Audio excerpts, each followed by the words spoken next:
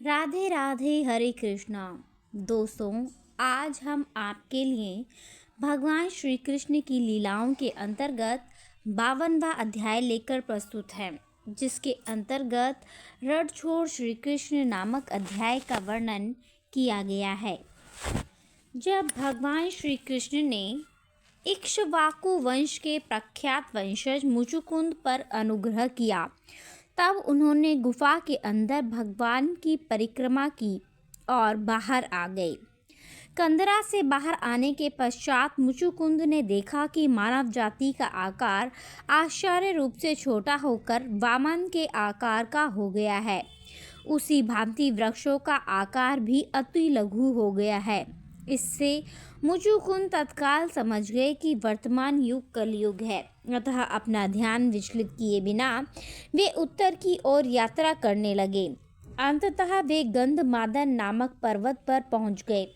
उस पर्वत पर चंदन तथा अन्य अनेक पुष्पों के वृक्ष थे, जिनकी सुगंध समीप आने वाले व्यक्ति को प्रसन्न कर देती थी।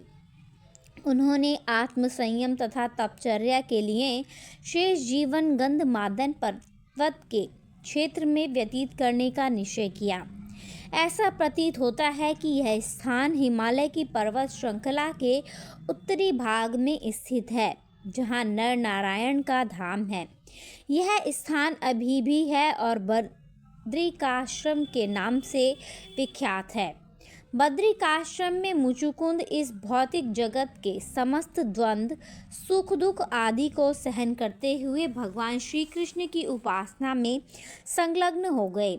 श्री कृष्ण मथुरा क्षेत्र में लौट आए और उन्होंने कालयवन के सैनिकों से युद्ध करके उनका वध कर दिया।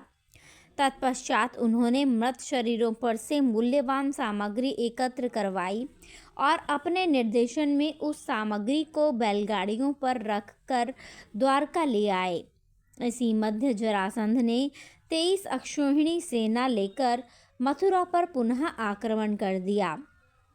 भगवान श्री कृष्ण राजा जरासंध के विशाल सैन्य समूहों के 18वें आक्रमण से मथुरा की रक्षा करना चाहते थे। सैनिकों के और अधिक वध को रोकने के लिए तथा अन्य महत्वपूर्ण कार्यों को संपादित करने के लिए श्री कृष्ण ने युद्ध किए बिना ही रणक्षेत्र को त्याग कर दिया। वास्तव में वे तनिक भी भयभीत नहीं थे, किंतु उन्होंने जरासंध की विशाल सेना तथा शक्ति से भयभीत एक साधारण मानव होने का अभिनय किया। बिना कोई शक लिए उन्होंने रणक्षेत्र त्याग दिया। यद्यपि उनके चरण कमलदल की भांति कोमल थे, तथापि वे बहुत दूर तक पैदल ही चलते गए। जरासंध ने विचार किया कि इस बार श्री कृष्ण तथा बलराम उनकी सैन्य शक्ति से अत्यंत भयभीत हैं और रण क्षेत्र से भाग रहे हैं। उसने अपने समस्त रथों, अश्वों तथा सैन्यों सहित उसका पीछा करना प्रारंभ किया। उसके विचार से श्री कृष्ण तथा बलराम साधारण मानव थे और उसी प्रकार वह भगवान की गतिविधियों को माप रहा था। श्री कृष्ण को रणछोड़ भी कहा जाता है, जिसका अर्थ है वह व्यक्ति जिसने रणक्षेत्र छोड़ दिया हो। भारत में और मुख्य रूप से गुजरात में श्री कृष्ण के अनेक मंदिर हैं, जो रणछोड़ जी के मंदिर के रूप में विख्यात हैं।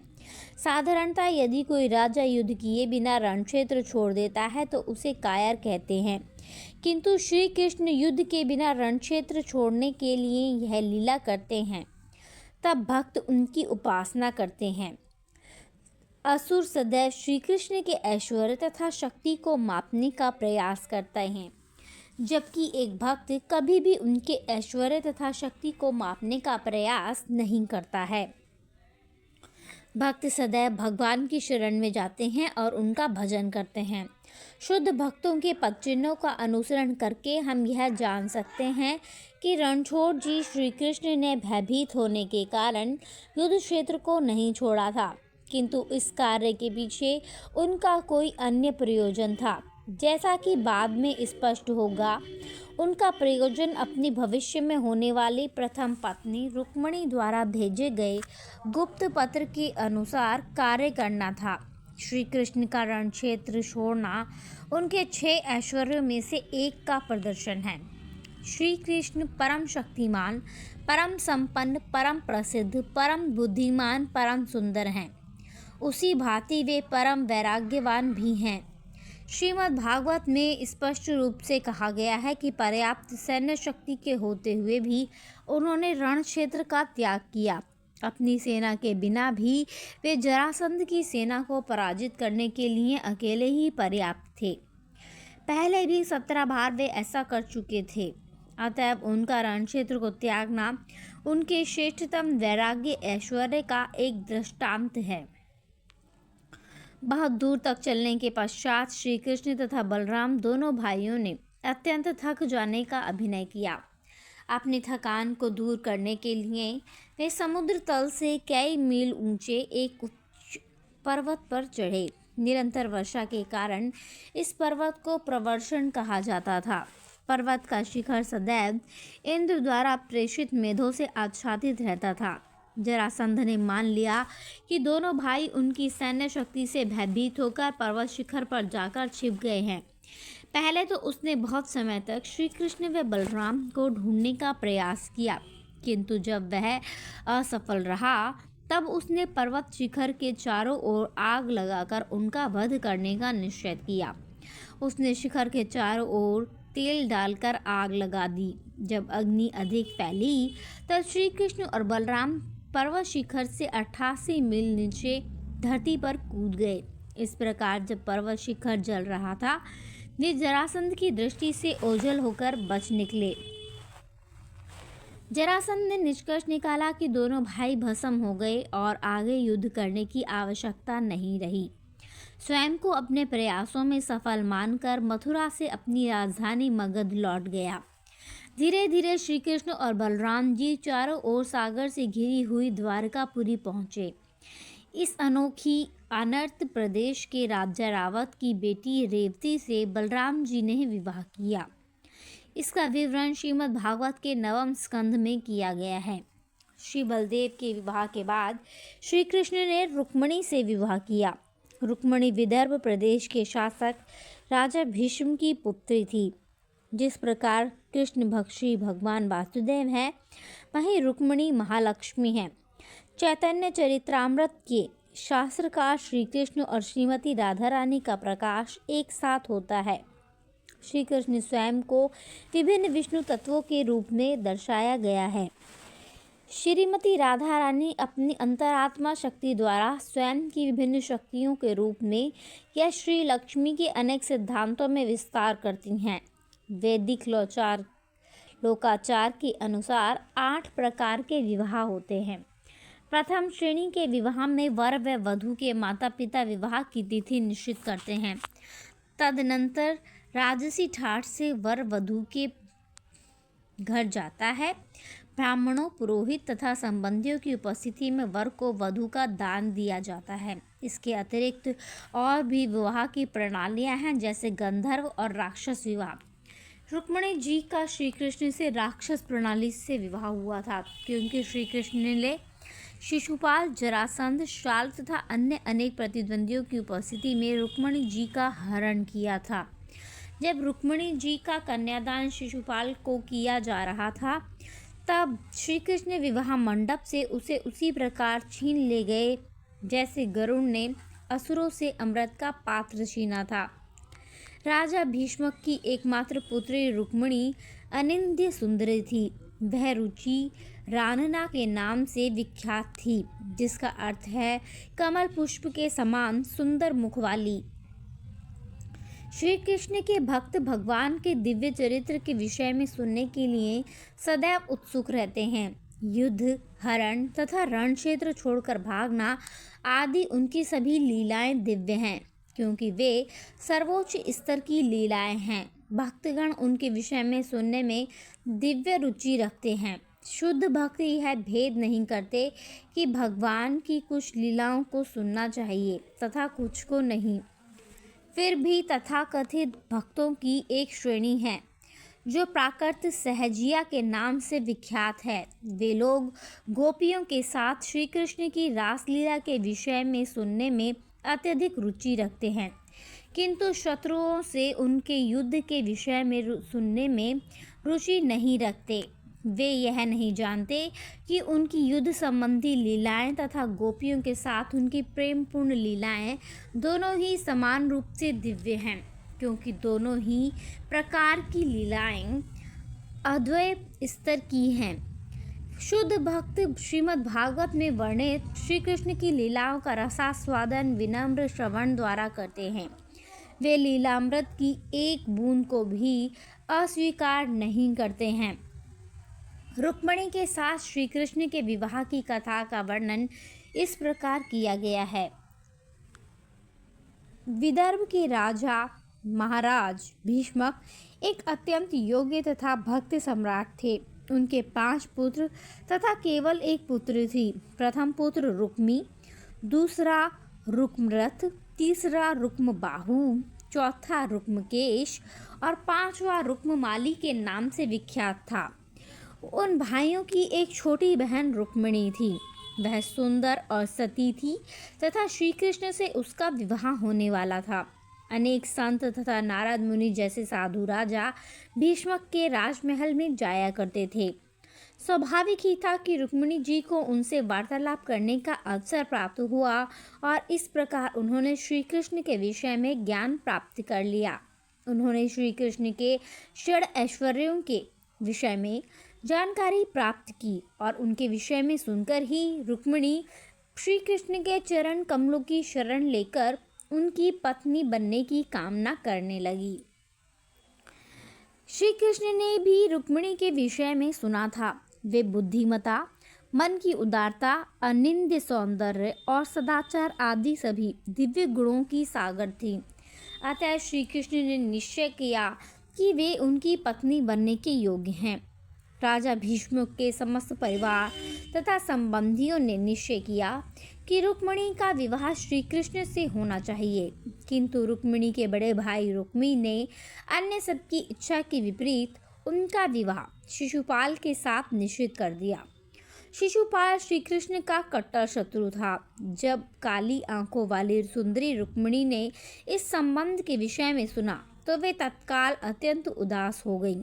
उनका विचार था कि तत्काल ही कुछ करना चाहिए।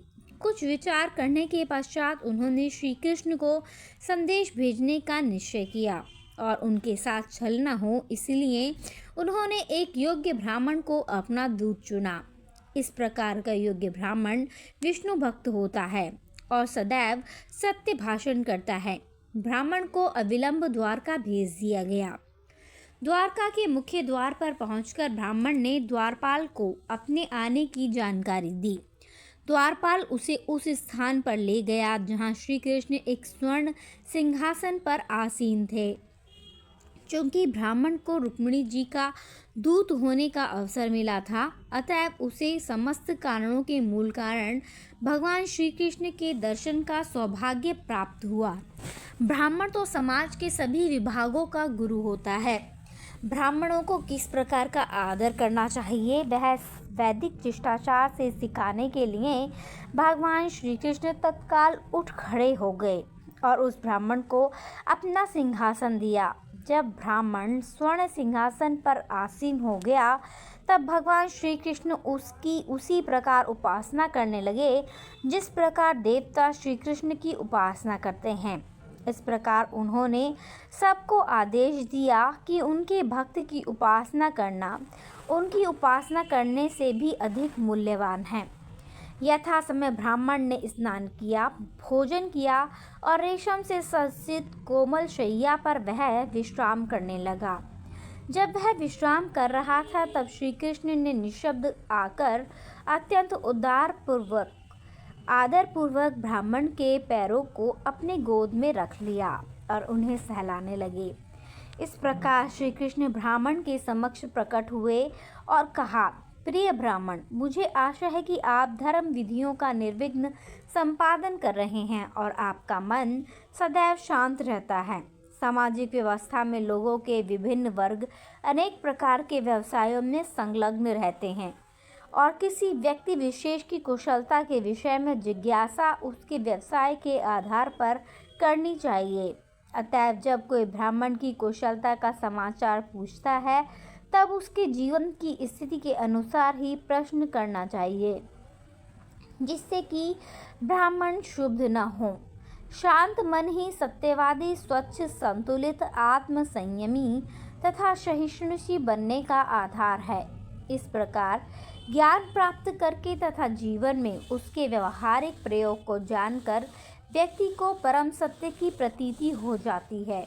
ब्राह्मण को ज्ञात था कि श्री कृष्ण श्री भगवान हैं, तथापि उसने वैदिक सामाजिक लोकाचार के आधार पर भगवान की आदरपूर्ण सेवा स्वीकार की। भगवान श्री कृष्ण ठीक एक मानव के समान अभिनय कर रहे थे। सामाजिक व्यवस्था के एक क्षत्रिय विभाग का अंग होने के कारण तथा एक किशोर बालक होने के कारण ऐसे ब्राह्मण के प्रति आदर दर्शाना उनका कर्तव्य था। भगवान श्री कृष्ण ने आगे कहा, हे ब्राह्मण श्रेष्ठ, आपको सदैव संतुष्ट कर रहना चाहिए, क्योंकि यदि ब्राह्मण सदैव आत्मसंतुष्ट रहता है तो वह अपने निर्धारित कर्तव्यों से विचलित नहीं होता। केवल अपने निर्धारित कर्तव्यों में संलग्न रहने से ही प्रत्येक व्यक्ति, विशेष रूप से ब्राह्मण, समस्त कामनाओं की सर्वोच्च पूर्णता को प्राप्त कर सकता है।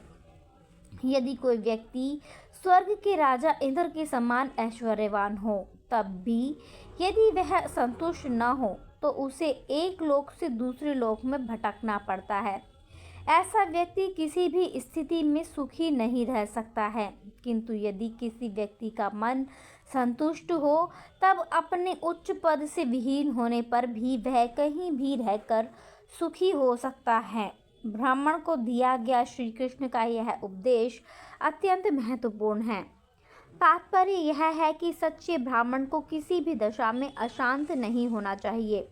इस आधुनिक समय में तथाकथित ब्राह्मणों ने शूद्रों से भी निम्न कोटि के निंद्य पद को स्वीकार कर लिया है, तो भी वे चाहते हैं कि उन्हें योग्य ब्राह्मण माना जाए। वास्तव में एक योग्य ब्राह्मण सदैव अपने ही कर्तव्यों पर दृढ़ रहता है। वह कभी भी शूद्र अथवा शूद्रों से भी निम्न कोटि के कर्तव्य स्वीकार नहीं करता है। प्रामाणिक धर्म ग्रंथों में परामर्श दिया गया है कि विशेष परिस्थितियों में ब्राह्मण क्षत्रिय अथवा वैश्य का व्यवसाय स्वीकार कर सकता है, किंतु उसे शूद्र का व्यवसाय कभी नहीं स्वीकार करना चाहिए। भगवान श्री कृष्ण ने घोषणा की कि यदि ब्राह्मण विवेकपूर्वक अपने धार्मिक सिद्धांतों पर दृढ़ रहता है, तब उसे जीवन की किसी भी प्रतिकूल स्थिति का विचलित नहीं होना चाहिए। निष्कर्ष रूप में भगवान श्री कृष्ण ने कहा, मैं ब्राह्मण तथा वैष्णवों को सादर प्रणाम करता हूँ, क्योंकि ब्राह्मण सदैव आत्मसंतुष्ट रहते हैं और वैष्णव सदैव मानव समाज के वास्तविक कल्याण के कार्यों में संलग्न रहते हैं। वे जनसाधारण के सर्वोत्तम मित्र हैं। दोनों ही मिथ्या अहंकार से मुक्त हैं और सदैव शांत चित्त रहते हैं। तत्पश्चात भगवान श्री कृष्ण उस ब्राह्मण से राज्य के राजाओं के विषय में जानना चाहते थे। अतः उन्होंने पूछा कि क्या राज्य के सभी नागरिक प्रसन्न हैं? किसी राजा की योग्यता का मूल्यांकन उसकी प्रजा की दशा से किया जाता है।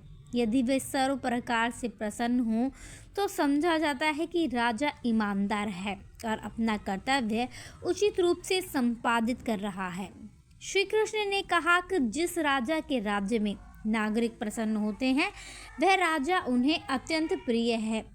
श्री कृष्ण समझ सकते हैं कि वह एक गोपनीय संदेश लेकर आया था। अतः उन्होंने कहा, यदि आपको कोई आपत्ति ना हो तो मैं आपको अनुमति देता हूँ कि आप यहाँ आने का उद्देश्य बताएं।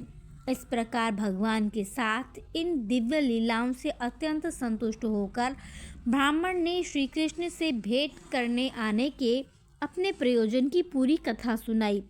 उसने श्री कृष्ण के नाम रुक्मिणी जी का लिखा हुआ पत्र निकाला और कहा, ये राजकुमारी रुक्मिणी के शब्द हैं। प्रिय श्री कृष्ण, हे अच्युत और त्रिभुवन सुंदर, कोई भी मानव जो आपके दिव्य स्वरूप और लीलाओं के विषय में श्रवण करता है, वह तत्काल अपने कानों के द्वारा आपके ज्ञान, यश तथा गुणों में मग्न हो जाता है। इस प्रकार उसके सभी भौतिक दुख शांत हो जाते हैं और वह आपके स्वरूप को अपने हृदय में स्थिर कर लेता है। आपके प्रति इस दिव्य प्रेम के माध्यम से वह अपने अंत स्थल में सदैव आपके दिव्य गुणों के विषय में श्रवण करता है। इतने प्रत्यक्ष रूप से अपनी भाव अभिव्यक्ति करना संभवतः मेरी निर्लज्जता मानी जाए, किंतु आपने मेरा हृदय ले लिया है और मुझे मोहित कर लिया है। आपको संदेह हो सकता है कि मैं एक अल्प आयु की कुमारी कन्या हूँ, अतः आप मेरी चरित्र दृढ़ता पर संदेह कर सकते हैं, किंतु प्रिय मुकुंद, आप नरसिंह हैं। आप मानवों में सर्वश्रेष्ठ हैं। घर से बाहर न गई हुई कोई कन्या अथवा सर्वोच्च पवित्रता वाली कोई भी स्त्री आपसे विवाह करने की कामना करेगी। कोई भी पवित्र नारी अथवा कन्या आपके अभूतपूर्व चरित्र, ज्ञान, ऐश्वर्य और पद पर मोहित होकर आपसे विवाह करना चाहेगी, किंतु मुझे ज्ञात है कि आप लक्ष्मीपति हैं और अपने भक्तों के प्रति अत्यंत कृपालु हैं, अतः मैंने आपकी नित्य दासी बनने का निश्चय किया है।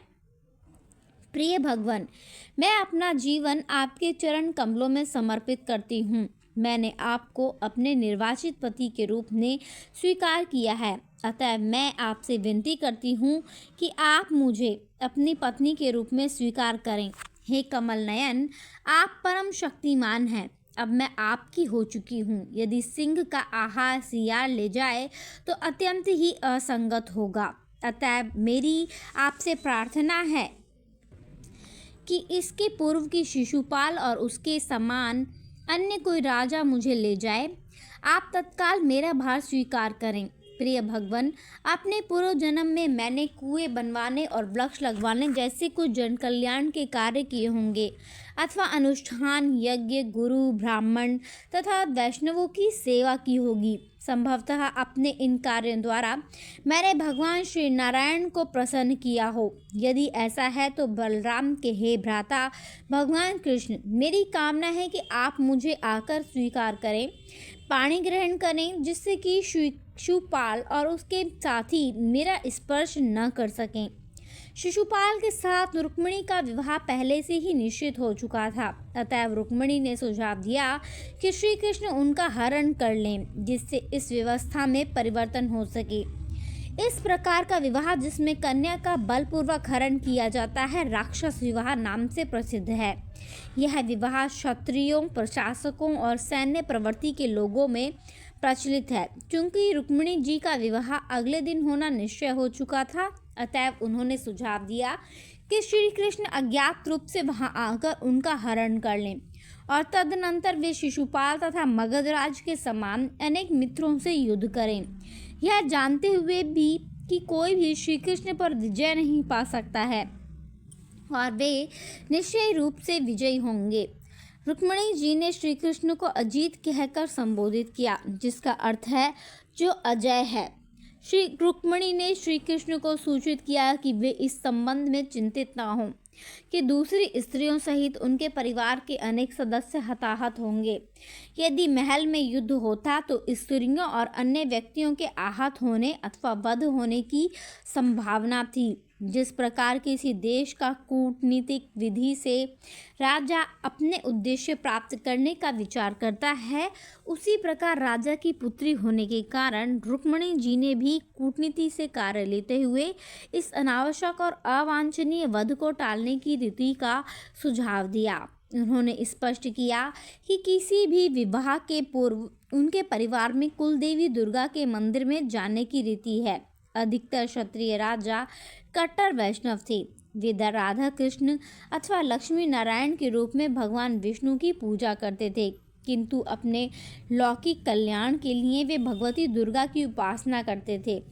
कुछ अल्प बुद्धि मनुष्यों के समान देवताओं को परम ईश्वर भगवान समझने की अथवा विष्णु तत्व के बराबरी के स्तर का समझने की भूल नहीं करते थे।